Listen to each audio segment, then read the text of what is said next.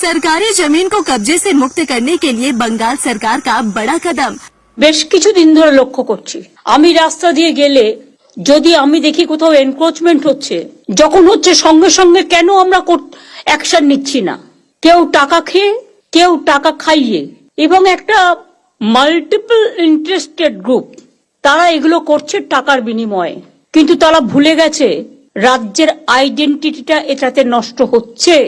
মানুষ যদি উন্নয়নে কাজ না পায় তাহলে সেই মিউনিসিপ্যালিটি রাখার দরকার কি, সেই पंचायत रखा दरकार। अब राज्य सरकार एक नई पहल के तहत यह पता लगाएगी कि किस इलाके में कितनी सरकारी जमीन है और वह जमीन किस विभाग के अंतर्गत आती है। इसके लिए बांग्लार भूमि पोर्टल पर सारी जानकारी उपलब्ध कराई जा रही है। इस डिजिटल पोर्टल की मदद से अब आम लोग भी सरकारी जमीन से जुड़ी जानकारी देख सकेंगे। अगर कोई जमीन को गैर कानूनी तरीके से बेचने की कोशिश करता है तो खरीदार पहले से ही सतर्क हो सकेगा।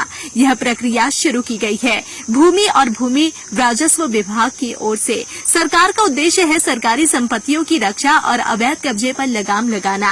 सरकारी जमीन पर जबरदस्ती कब्जा रोकने के लिए नबार्ड ने बड़ा कदम उठाया है। अब बंगाल के भूमि पोर्टल पर सरकारी जमीन से जुड़ी हर जानकारी मौजूद रहेगी। किस जिले में किस विभाग के अंतर्गत कितनी जमीन है यह भी साफ तौर पर उल्लेख किया जाएगा।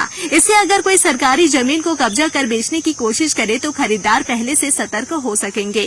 सरकार का मानना है कि पारदर्शिता बढ़ने से जमीन से जुड़ी धोखाधड़ी और विवादों में कमी आएगी, साथ ही सरकारी जमीन की सुरक्षा भी सुनिश्चित की जा सकेगी।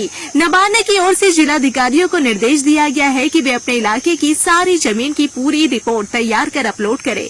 भूमि पोर्टल को नियमित अपडेट करने की भी बात कही गई है ताकि किसी भी तरह की जमीन हड़पने की कोशिश तुरंत पकड़ी जा सके। यह कदम विशेष रूप से उन मामलों पर रोक लगाने के लिए उठाया गया है जहां माफिया या दलाल सरकारी जमीन को फर्जी दस्तावेजों के जरिए बेचने की कोशिश करते हैं। अब आम नागरिक भी पोर्टल पर जाकर जमीन की जानकारी जांच सकेंगे और फंसने से बच सकेंगे।